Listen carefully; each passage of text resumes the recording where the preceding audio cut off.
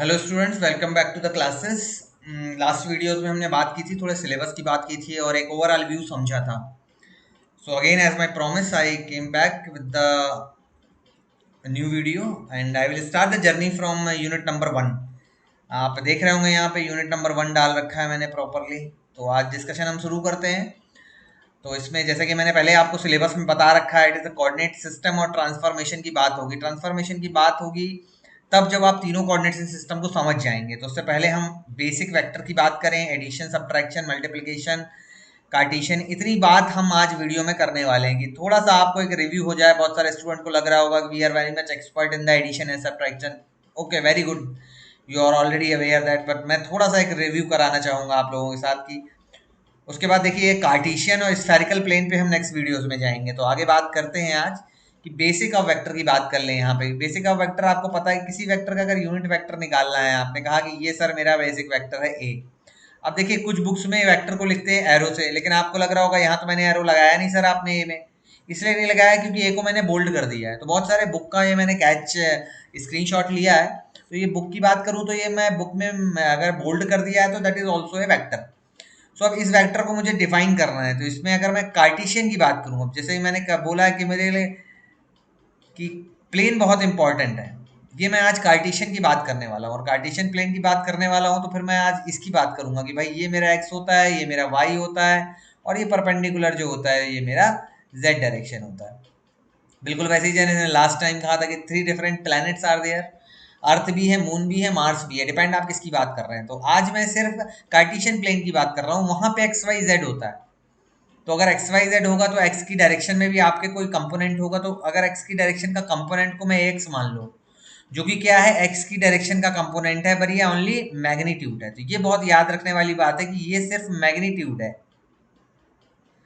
तो इसका unit vector से हमको मल्टीप्लाई करना पड़ेगा। तो मैं बोलूंगा ए एक्स से, अगर आप ए एक्स कैप लिखते हैं, कुछ बुक्स में कैप लिखते हैं, कुछ में बोल्ड कर देते हैं। देखेंगे आप यहाँ पर, देखिए ये ए एक्स को ये मल्टीप्लाई कर रखा है, लेकिन उसने क्या किया, ये ए एक्स और एक्स को आपस में मल्टीप्लाई कर रखा है, लेकिन एरो नहीं लगाया कहीं, क्योंकि उसने ये बोल्ड कर रखा है। बोल्ड का मतलब ऑलरेडी इट इज नोन कि भाई बोल्ड है तो ये वेक्टर ही होगा, बट ये क्या है, यूनिट वेक्टर है। तो ये हमारा मैग्नीट्यूड हो गया इन एक्स डायरेक्शन, और ये हमारा क्या हो गया, ये हमारा यूनिट वेक्टर हो गया इन एक्स डायरेक्शन। तो बहुत सारे स्टूडेंट को लगता है सर ये आप क्यों लिख रहे हैं बार बार, और मेरे लिए ये पॉइंट बहुत इंपॉर्टेंट बन जाता है। अगर मैं एक्स डायरेक्शन नहीं लिखूंगा तो ये गलत हो जाएगा पूरी तरह, क्योंकि ए नहीं है, ये ए एक्स है और ये एक्स है। अब फिर मैं बात करूंगा तो भाई वाई डायरेक्शन में क्या है, तो मैं बोलूंगा ए वाई कैप प्लस ये ए जेड कैप। तो ये मैंने क्या किया, ये मैंने पूरा का पूरा ये वेक्टर जो है ये 3 डायरेक्शन में डिफाइन कर दिया। ये 3 डायरेक्शन कहाँ से मिली मुझे, मुझे मिली है कार्टेशियन प्लेन से। अगर ये कार्टेशियन सिस्टम ना होता तो मेरे पास एक्स वाई जेड नहीं होता। बस ये आपको समझना है इस सेमेस्टर के लिए। सबसे इंपॉर्टेंट बात है कि आपको हमेशा all time you will not get X Y Z, you will get xyz only when it is a Cartesian system, and we will move towards Cartesian to cylindrical system and spherical system। यहाँ अलग तरह की बातें करूंगा मैं, लेकिन अभी Cartesian system में हूँ आज, जैसा कि मैंने बोला है। तो फिर आज ये भी बातें करेंगे कि भाई एक्स वाई डायरेक्शन में क्या होने वाला है। अब सिंपल सी बात है कि अगर यूनिट वेक्टर निकालना है आपको ओवरऑल की, इसका जो है ए का वेक्टर का यूनिट वेक्टर क्या है, तो इस वेक्टर को मैं लिखूंगा डिवाइड बाई इसी वेक्टर का मैं मॉड लिख दूंगा। ये आप 12th की फिजिक्स में जानते होंगे, वही चीज मैंने यहाँ पर की हुई है। अगर ध्यान से आप देखें तो ये देखिए, ये दोनों मॉड है। इसी ये अलग तरह का एक नोटेशन है बुक में लिखने का, तो इससे आप कंफ्यूज ना हो कि सर ए बटे ए तो बराबर 1 हो जाएगा सर।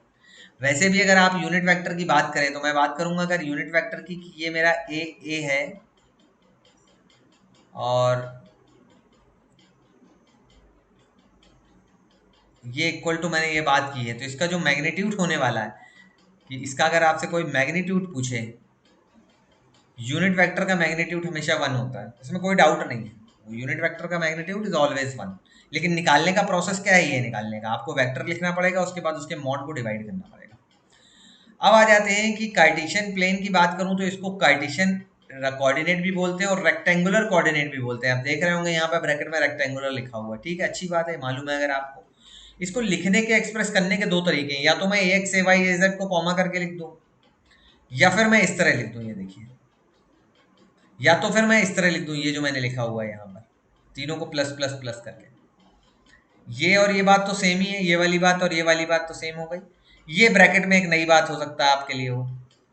तो ये छोटी छोटी बातें हैं जो वेक्टर के बारे में आपको ऑलरेडी पता होंगी। अब मैं बात करूंगा कि टू वेक्टर, अगर ए और बी वेक्टर मेरे पास गिवन है तो मुझे सी वेक्टर की वैल्यू निकालना है। तो सी वेक्टर की वैल्यू निकालने के लिए मैं क्या करूंगा, दोनों को ऐड कर दूंगा। ऐड कर दूंगा तो आपको देखिए ए की वैल्यू अगर ए एक्स ए वाई ए जेड दी हुई है, और बी की वैल्यू आपको यहाँ दी हुई है B X B Y B Z दी हुई है, तो आप एडिशन करके क्या निकालेंगे, कुछ ऐसा निकालेंगे। अब देखिए ये बात सबको समझ में आनी चाहिए कि ये मैंने सी में कैसे लिख दिया है।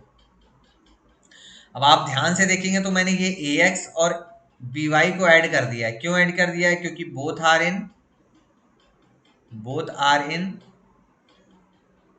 X direction. ये दोनों ही कंपोनेंट कहां पर है, ये एक्स डायरेक्शन में। कैसे पता चला, इसके यूनिट वेक्टर से पता चला मुझे, क्योंकि ये जो ए एक्स है ये एक्स डायरेक्शन का यूनिट वेक्टर है। अगर एक्स डायरेक्शन का यूनिट वेक्टर है तो मुझे मालूम है कि ये एक्स और ए वाई दोनों ही डायरेक्शन में मैं ऐड कर सकता हूँ। ये तो आ गया सिंपल आपका मैथमेटिक्स फॉर्मूला। लेकिन अगर मैं इस वेक्टर को यहाँ थोड़ा सा डायग्राम से आपको एक्सप्लेन करने की कोशिश करूँ तो क्या करेंगे आप, देखिए डायग्राम में, ये देखिए ये ओ पॉइंट मान लेता हूँ मैं, ये ओ है और ये ए पॉइंट है मेरा। तो ये ओ और ए क्या है, ये मेरा एक वेक्टर है ए वेक्टर, ठीक है। इसी तरह ये ओ है मेरा और ये मेरा बी है। ओ और बी में क्या है, ये वाला वेक्टर कौन सा वेक्टर है मेरा, ये मेरा बी वेक्टर है। तो अब अगर आपने ए और बी को आप जोड़ना चाहते हैं तो क्या करना पड़ेगा आपको, ए में बी को ऐड कर देते हैं। तो आप याद करिए 12th की फिजिक्स में हम क्या करते थे, देखिए यहाँ से चलना मैंने शुरू किया ओ से, मैं ए तक गया ए पॉइंट पर, फिर मैंने यहाँ क्या किया, ए से फिर मैंने ये देखो ए को मैंने ऐड कर दिया ए से बी में, तो मैं यहाँ अपना किसी सी पॉइंट पे आ गया मैं। अब यहाँ से इतना ट्रैवल करने जब इस पॉइंट पे आ गया तो फिर इस ओरिजिन से मैंने ओ से क्या किया, इसको जोड़ दिया। तो ये मेरा क्या मिल गया मुझे, सी वेक्टर। तो ये तो ग्राफिकल नोटेशन है जो आपके समझ में आना चाहिए, और ये आपका ये मैथमेटिकल सीधे फार्मूला, दोनों ही बातें आपको धीरे धीरे समझ में आनी चाहिए। छोटी सी बात और एक करना चाहूंगा, डी वेक्टर में माइनस में क्या करते हैं, तो माइनस में अगर बात करूं मैथमेटिकल रूल में तो आप सिंपल माइनस कर देंगे, मुझे मालूम है इसमें आपको कोई डाउट नहीं है। लेकिन ग्राफिकल में अगर आपको याद नहीं है तो थोड़ा सा याद कर लीजिए कि किसी वेक्टर को अगर मैं माइनस कर रहा हूँ तो इनडायरेक्टली मैं उस वेक्टर में एडिशन ही कर रहा हूँ। अब कुछ लोगों को ये बात अजीब सी लगेगी कि सर आप सब्ट्रैक्शन कर रहे हैं या एडिशन कर रहे हैं। एक्चुअली आप ध्यान से अगर देखो तो ये मेरा ये वाला पॉइंट क्या बन जाएगा, ये मेरा वो पॉइंट बन जाएगा। ओ से लेके मैं यहाँ तक चल रहा हूँ, अगर ओ से लेके यहाँ तक गया मैं, ये मेरा ए पॉइंट है, तो ये मेरा क्या हो गया वेक्टर, इसको मैं वेक्टर ए लिख सकता हूँ इस तरह से। वेक्टर ए लिखूं या मैं बोल्ड में लिखूं बात बराबर है, मैंने पहले भी कहा था आपसे, कैपिटल ए ये बोल्ड में लिखा हुआ है, ये नोटेशन की क्या है, वेक्टर ए है। अब ये अगर वेक्टर ए है तो अब इसमें क्या करना है, मुझे बी को माइनस करना है। तो मैंने क्या किया, ये मेरे पास ओ से लेके बी तक ये मेरे पास वेक्टर बी है। अब इसको मैं माइनस नहीं कर रहा हूं, सबसे पहले मैंने क्या किया, इसकी डायरेक्शन अपोजिट कर दी। जब मैंने अपोजिट डायरेक्शन में इसको ले लिया तो ये क्या बन गया, ये माइनस का बी वेक्टर बन गया। बस ये बात थोड़ी सी समझने की है, बट ऑलरेडी आपको पता होगा क्योंकि बहुत बड़ी बात नहीं है ये। बी वेक्टर यहाँ था और मैंने इसका अपोजिट ले लिया, इसके बाद ये क्या बन गया, माइनस का बी वेक्टर बन गया। अब मैं क्या करूंगा, माइनस के बी वेक्टर को ए में एडिशन कर दूंगा। वही जो मैंने यहाँ पर लिखा हुआ है, देखो मैं दोबारा लिख के आपको समझाता हूँ कि ये डी वेक्टर था। डी वेक्टर में मुझे क्या करना था, A vector minus of B vector करना था। तो चाहे आप ए में बी माइनस करिए, चाहे ए में आप प्लस कर दीजिए, कौन सा vector, minus of B vector. अब आप कहेंगे सर ये माइनस ऑफ बी वेक्टर क्या होता है, माइनस ऑफ बी वेक्टर वो वेक्टर है जिसका मैग्नीट्यूड तो बी के बराबर है लेकिन जो उसकी डायरेक्शन है वो बी के अपोजिट है। तो अब ये क्या हुआ, मेरा वही एडिशन वाला कॉन्सेप्ट आ गया, दो वेक्टर को मैं ऐड कर रहा हूँ, तो ठीक है वही कर रहा हूँ मैं। देखो यहाँ से ओ से लेके पहले मैं ए तक गया यहाँ तक, फिर ए से क्या हुआ, मैं बी की तरफ आगे बढ़ा और ये मैं यहाँ तक डायरेक्शन पे बी तक आ गया, मुझे ये वाला पॉइंट मिल गया, ये मान लीजिए मेरा डी पॉइंट है। तो अब मैंने क्या किया, ये ओ से डी को ज्वाइन कर दिया। जब मैंने इसको कनेक्ट कर दिया तो ये मेरा आंसर क्या आ गया, ये मेरा आ गया वेक्टर डी।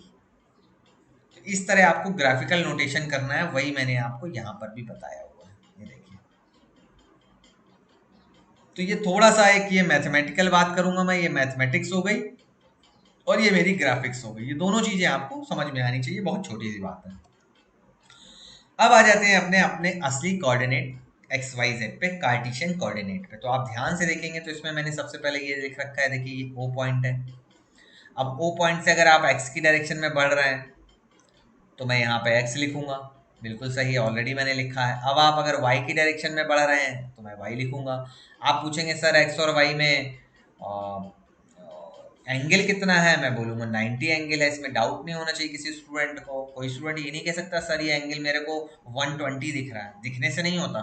बिकॉज मैं आपको फर्स्ट लेक्चर में बता चुका हूँ, it is a 3D plane में हम सारे क्वेश्चंस को, न्यूमेरिकल्स को हम 3 डायमेंशन प्लेन में विजुअलाइज करने वाले हैं।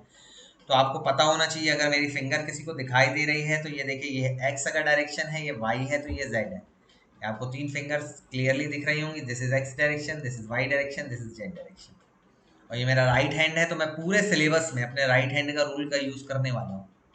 उसी रूल को अगर मैं यहाँ पर बताऊँ आपको कि मैंने ये बनाया है डायग्राम, तो आप ये डायग्राम भी देख सकते हैं। ये देखिए डायग्राम, इससे आपको ज़्यादा क्लियर होगा। ये देखिए जो फिंगर्स का मूवमेंट, आप देखिए फिंगर्स का मूवमेंट कैसे हो रहा है। अब क्या है कि इस वीडियोस को जो है आपको ऐसे रामायण की तरह नहीं सुनना है कभी। हमेशा याद रखिएगा, आपको या तो आप इसको बीच में पॉज कर करके सुनिए, या तो आप अपने बगल में एक कॉपी रखिए और एक पेन रखिए। आपको जो जो पॉइंट समझ में आते हैं आप वो लिखिए। Otherwise, it will be like a Ramcharitmanas and somebody is, singing the chopais and you will get all the chopais at the end. You will get conclusion, but you cannot write down on the paper because you have not done practice. Okay, तो come back. तो अभी मैंने क्यों कहा ऐसा, क्योंकि ये मैंने जो फिंगर्स का एक क्लॉकवाइज का जो नोटेशन बना रखा है ना, ये डायग्राम में किसी को क्लॉक लगेगा, किसी को एंटी क्लॉक। तो क्या करना है, अभी इमीडिएटली आपको हैंड का फिंगर लेना है ऐसे, अपने राइट हैंड का, और इसका डायरेक्शन लेना है अपने सामने एक्स का, और एक्स से वाई की तरफ आपको जाना है। अब आप देखिए एक्स से वाई की तरफ आप जा रहे हैं तो क्या हो रहा है, आपका थंब का डायरेक्शन अपवाई यानी जेड की डायरेक्शन ऊपर है। इसी तरह आप क्रॉस प्रोडक्ट को भी निकालते हैं, यानी कि मतलब ये बात करूंगा कि अगर दो आपको वेक्टर दिए हैं, देखिए ए वेक्टर दिया हुआ है आपको और एक बी वेक्टर दिया है। अब देखिएगा, समझिएगा मैं कैसे एक्स डायरेक्शन से वेक्टर में आ रहा हूं। ए डायरेक्ट ए वेक्टर है और ये बी वेक्टर। अब देखिए ए वेक्टर कहां पर बनाया मैंने, ये देखिए ए वेक्टर यहां पर बनाया मैंने। अब कोई कहेगा सर ये तो वाई की डायरेक्शन है, नहीं मैंने तो कहीं इसमें नहीं लिखा एक्स वाई की डायरेक्शन, लिखा है क्या? तब आप ये कैसे क्लेम कर सकते हो कि ए की डायरेक्शन वाई की डायरेक्शन है? नहीं क्लेम कर सकते। लेकिन हाँ, ये मेरा ऑरिजिन है और ऑरिजिन से मैंने ए की डायरेक्शन बना दी है। ये मेरा वेक्टर ए है और ये मेरा वेक्टर बी है। देखो ये मेरा वेक्टर बी है। अब कोई मुझसे पूछता है कि भाई ए क्रॉस बी करो, इसके बीच का एंगल कितना है, थीटा दिया हुआ है। तो मैं क्या लिखूंगा, ए क्रॉस बी। और आपको मालूम है कि ए क्रॉस बी में क्या करते हैं, मॉड ए मॉड बी और साइन थीटा करते हैं। वो तो ठीक है, आप उसका मैग्नीट्यूड निकाल लोगे, लेकिन मैं जानना चाहता हूँ डायरेक्शन क्या होगी। तो आप डायरेक्शन कैसे निकालोगे, आप अपनी थंब की डायरेक्शन है, ये फिंगर्स की डायरेक्शन है, इसको एक ए की तरफ रखोगे, ए की तरफ, और इसमें बी की तरफ मूव करोगे। और जब आप ए से बी की तरफ जा रहे होगे तब ये क्या डायरेक्शन है, थंब की डायरेक्शन आपकी कौन सी डायरेक्शन होगी, ए क्रॉस बी की डायरेक्शन होगी। सर इसका मतलब ये है कि देखिए ए क्रॉस बी अगर आप करोगे तो ए क्रॉस बी इक्वल टू क्या होगा, एक वेक्टर क्वांटिटी होगी, वेक्टर वैल्यू होगी। यानी ए क्रॉस बी करोगे अगर आप तो क्या मिलेगा आपको, क्या एक वेक्टर मिलेगा या स्केलर मिलेगा, एक वेक्टर मिलेगा। क्रॉस प्रोडक्ट जब हम दो वेक्टर्स का करते हैं तो हमें वेक्टर मिलता है। तो उस वेक्टर की वो वेक्टर क्यों होगा, क्योंकि उसकी डायरेक्शन है। लेकिन उसकी डायरेक्शन कहाँ है, उसकी डायरेक्शन कहाँ है, वो है यहाँ कि आपकी एक्स की डायरेक्शन ए की डायरेक्शन हो गई, ये बी की डायरेक्शन हो गई। जब ए क्रॉस बी करोगे आप तो ए क्रॉस बी जो प्लेन है उसके परपेंडिकुलर उसकी डायरेक्शन होगी। अब आप मुझसे यहाँ ये नहीं क्लेम कर सकते सर ये किस डायरेक्शन में, ए एक्स में है, बी वाई में है, ए क्रॉस बी जेड में है। ये नोबडी नोज दैट। क्यों सर, क्योंकि उसमें बताया ही नहीं एक्स वाई जेड कहाँ है। तो ठीक है, कोई बात नहीं, लेकिन ये नोटेशन जो है ये एक्स वाई जेड का जरूर पता होना चाहिए। ओके, अब थोड़ा सा वापस आते हैं।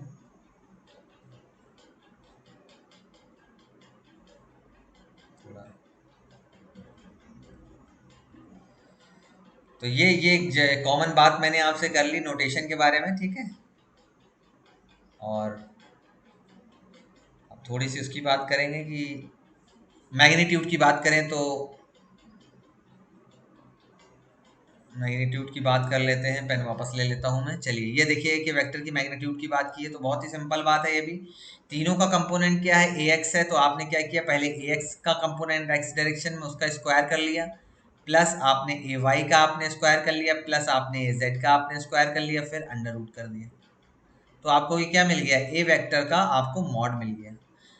अब मॉड को आप क्या करेंगे, मॉड को आप डिवाइड कर देंगे ए वेक्टर में, जैसा कि मैंने बात की थी। तो ये क्या मिल जाएगा मुझे, ए डायरेक्शन में यूनिट वेक्टर मिल जाएगा। तो यूनिट वेक्टर अगर आपको निकालना है तो आपने कहा सर ए वेक्टर का मुझे यूनिट वेक्टर निकालना है, ये मेरा कैप हो गया इक्वल टू ये मेरा वेक्टर हो गया पूरा A vector divide by A vector का मॉड। तो देखो मॉड मैंने ऊपर रखा हुआ है मॉड, ये मैंने उठा के जो मॉड वैल्यू यहाँ पर रख दी। तो इस तरह से आपको किसी दो वेक्टर के क्रॉस करके उसकी डायरेक्शन तीसरे वेक्टर की निकालना आना चाहिए। दूसरी चीज आपको ये पता होना चाहिए कि ये एक्स वाई जेड में हमेशा एंगल कितना होता है, बीच में 90 डिग्री होता है। बस यही छोटी छोटी बातें हैं आपकी, ये 90 डिग्री होता है, ये आपको पता होना चाहिए। अब एक और नई बात करूंगा तो लिमिटेशंस की बात करूं कि लिमिट क्या होगी। तो आप देखिए एक्स एक्सिस कहाँ से शुरू हो रहा है, ये ऑरिजिन है उसका, लेकिन ये पीछे भी जा सकता है।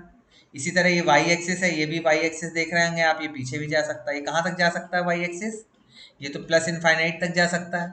अगर मैं जेड वाली की बात करूं तो ये कहाँ तक जा सकता है, ये भी आपका प्लस इनफाइनाइट तक जा सकता है। तो किसी भी डायरेक्शन को आप अगर देखें तो वो प्लस इनफाइनाइट तक जा सकता है, और नीचे डायरेक्शन में अगर आप नीचे एक्स जेड को नीचे एक्सपेंड करेंगे तो ये माइनस इनफाइनाइट तक चला जाएगा।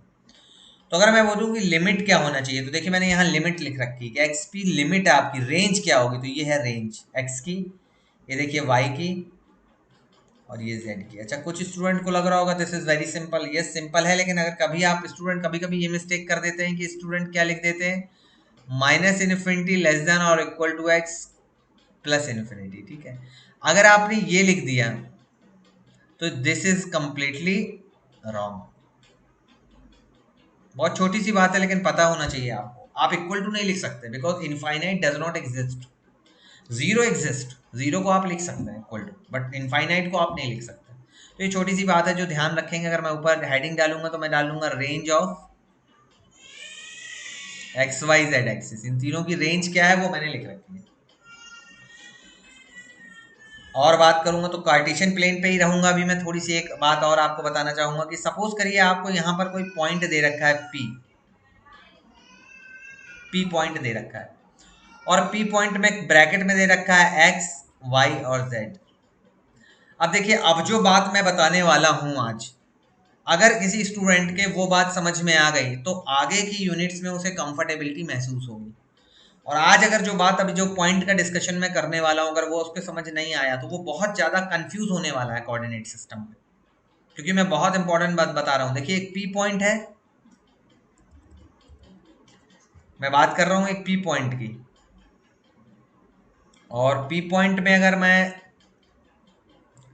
पी पॉइंट पे जो कोऑर्डिनेट है वो एक्स वाई जेड गिवन है, ये पी पॉइंट है, और इस पे जो है कोऑर्डिनेट जो है पी पॉइंट पे गिवन है मेरा एक्स वाई जेड। अब कोई कहता है कि एक वेक्टर ए है विच, देखना क्या लिख रहा हूं मैं, which exist at P point. एक वेक्टर ए है जो पी पॉइंट पे एग्जिस्ट करता है, और उसकी वैल्यू ए वेक्टर की A X A cap A Y cap A Z cap, ये एक वेक्टर की वैल्यू है। Where A X equal to X plus Y, A Y equal to Y plus Z, A Z equal to 1। अब हो सकता है बहुत सारे स्टूडेंट इसमें कंफ्यूज हो जाएं, बिकॉज जो हम 12th लेवल पे सिस्टम पढ़ के आते हैं वहां पे ज्यादातर लोगों का ये मानना होता है कि सर अगर आपको ये वेक्टर दिया हुआ है ए वेक्टर, इसका मतलब ये है सर कि ए एक्स बराबर एक्स, ए वाई बराबर वाई, ए जेड बराबर जेड। मैं बता दूं, अगर ये वाला जो ए एक्स बराबर एक्स का फंडा अगर ये वाला स्टूडेंट अगर सोच रहा है तो दिस इज ए, ये एक रॉन्ग कॉन्सेप्ट है। अब ये जानना क्यों जरूरी है? ये जानना इसलिए जरूरी है क्योंकि इसी तरह के छोटे छोटे से पॉइंट एक एवरेज स्टूडेंट को एक गुड स्टूडेंट से अलग करते हैं। लोग बोलते हैं सर गेट क्वालिफाइड बहुत टफ है या आसान है, मैं कहता हूँ बहुत ही आसान है, लेकिन आपके जो बेसिक प्रिंसिपल्स है ना वो बस स्ट्रांग होने चाहिए। तो गेट में अंडर हैंडेड, क्योंकि पहली बात तो मैं बता दूं, गेट क्वालिफाई एग्जाम कोई एनआईटी और आईआईटी के स्टूडेंट्स नहीं अपीयर करते, और आपको बहुत अच्छे से पता है वो क्यों नहीं करते, क्योंकि उतने ही पैकेज की companies IOCL NTPC they went in their colleges, they pick student from there at the campus only. तो जब वो डायरेक्टली उन्हीं कंपनीज में डायरेक्टली प्लेसमेंट हो जाता है तो why they will put extra effort. तो गेट का एग्ज़ाम बहुत ही लोअर लेवल पे जाता है, इसलिए आप अंडर 100 अगर रैंक देखेंगे, क्योंकि मैं बहुत ही ज़्यादा इन्वॉल्व रहता हूँ स्टूडेंट से कॉम्पिटिटिव एग्जाम्स में, क्योंकि सिर्फ पढ़ाई करना और मार्क्स लाना ये हमारा पर्पस नहीं है, until unless we are not competitive in the world, otherwise we cannot achieve the good package here. ONGC is providing the 80,000 at the beginning and TCS providing it 15,000, so there is a big difference. You have to understand. Some of the student told me, sir, I don't want to sit in the examination. What a excuse that why you don't want to sit, that you must sit in the examination. So I will come back on that. अब मैं उस point पे नहीं जाऊंगा अभी, आपके competitive point पे। ये आपको बस बताना चाहूंगा कि देखिए, अगर किसी भी स्टूडेंट के दिमाग में ये चल रहा है कि सर अगर आपने यहाँ पर मुझे कोई पॉइंट दे दिया पी एक्स वाई जेड, और पी पॉइंट पे कोई वेक्टर है अगर, तो उस वेक्टर के जो ए एक्स ए वाई ए जेड होंगे वो ये एक्स वाई जेड के बराबर होंगे। अगर ये स्टूडेंट को लगता है तो उसको गलत लगता है बिल्कुल, ये it is a wrong concept. ये दिमाग में अच्छी तरह बैठा लो। अब हो सकता है कई स्टूडेंट को लग रहा हो नहीं सर ऐसा नहीं होता, तो मैं बता दूं, इस पी पॉइंट पे ना बहुत सारे वेक्टर्स हो सकते हैं। देखो, अगर मैं एक बात बताऊं तो एक पी पॉइंट पे ऐसे भी एक वेक्टर हो सकता है, इस पी पॉइंट पे ऐसे भी एक वेक्टर हो सकता है। देखो ये एक वेक्टर है, ये ए वेक्टर ऐसे भी हो सकता है एक वेक्टर हो, ये एक वेक्टर ऐसे भी हो सकता है। तो आप जस्टिफाई नहीं कर सकते कि पी पॉइंट पे, हाँ अगर आपका कोई वेक्टर है जो ओरिजिन से है ओ से, यहाँ पर ओ ले रहा हूँ मैं, और वो यहाँ से पी से कनेक्ट है, तो आप अगर लिखेंगे कि सर ये ओपी क्या है, तो मैं बोलूंगा हाँ ठीक है। अगर ओपी वेक्टर ले रहे हो आप, तब आपका जो ओपी का एक्स होगा, एक्स कंपोनेंट, वो होगा एक्स वाई जेड ही होगा। लेकिन अगर आप मुझसे कहते हो कि सर पी पॉइंट पे एक वेक्टर ए है और उस वेक्टर को मैंने ऐसे लिखा है ए एक्स ए वाई ए जेड की तरह, देखो ऐसे लिखा है मैंने, तो क्या होने वाला है फिर, ए एक्स और ए वाई ए जेड जो होने वाले हैं वो बराबर नहीं होने वाले। और अगर स्टूडेंट को ऐसा लगता है तो भाई गलत लगता है, ये ध्यान रखना है थोड़ा सा। ठीक है, तो ये वाली बात आज मेरे लिए बहुत इंपॉर्टेंट है, जो स्टूडेंट को पता होनी चाहिए, क्योंकि most of the student X Y Z को बहुत कैजुअली ट्रीट करते हैं। उनको लगता है कि उनकी फिजिक्स अच्छी है और वो पढ़ के आए हैं, and I also feel good कि अगर वो पढ़ के आए, उनका ये कॉन्सेप्ट क्लियर है, तो दैट्स वेरी गुड। अदरवाइज देख रहे हो आप ये एग्जाम्पल, ए एक्स बराबर एक्स प्लस वाई भी हो सकता है, ए एक्स बराबर वाई स्क्वायर भी हो सकता है, this is Z plus x भी हो सकता है, कुछ भी हो सकता है। अब मैं चलिए आपको एक एग्जांपल बताता हूँ कि अगर पी पॉइंट मेरा ये कहता है कि पी पॉइंट पे जो पॉइंट है वो 3 4 2 है, और ए वेक्टर क्या है मेरा, ए वेक्टर कुछ ऐसा है, देखिए X plus Y A X plus Y square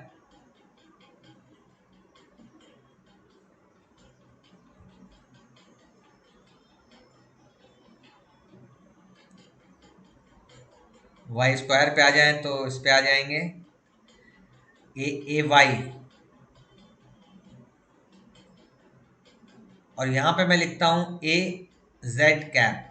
अब देखिए क्या हो रहा है, अगर मैं बात करूँ कि ये वैल्यू क्या है, ये वैल्यू है ए एक्स की, ये वाई स्क्वायर की वैल्यू क्या है, ये क्या है, ये ए वाई की वैल्यू है, और यहाँ पे ये ए जेड की वैल्यू क्या है, ए जेड बराबर 1 है, और ए एक्स बराबर क्या है, ए एक्स बराबर निकालना पड़ेगा एक्स प्लस वाई, एक्स क्या है 3 है, वाई क्या है 4 है, तो ए एक्स की वैल्यू क्या हो जाएगी 7 हो जाएगी। ए वाई की वैल्यू क्या है, वाई स्क्वायर है, वाई क्या है 4 है, तो 4 का स्क्वायर करेंगे तो ए वाई की वैल्यू 16 हो जाएगी।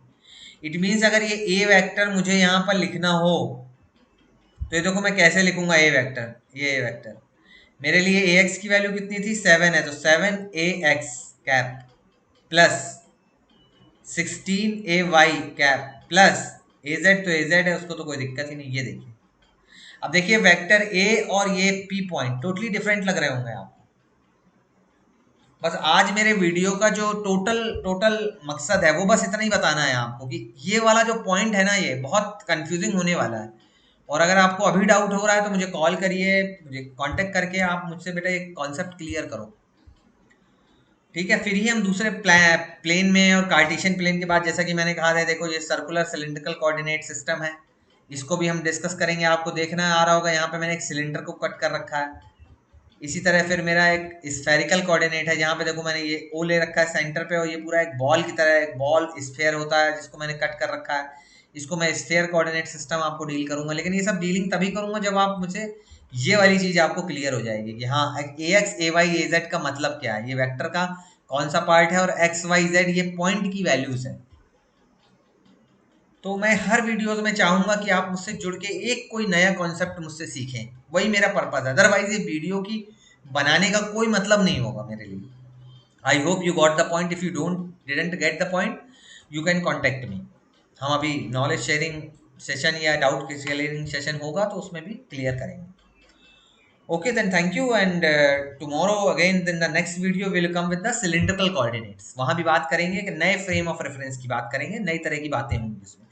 लेकिन वही कनेक्टिविटी आपको बनानी है कहाँ से, कार्टेशियन से, तो उसको नहीं भूलना है, उसको लेके हम आगे बढ़ेंगे, उसी तरह से समझेंगे कि क्या है cylindrical, right. So okay, I can stop here. Thank you.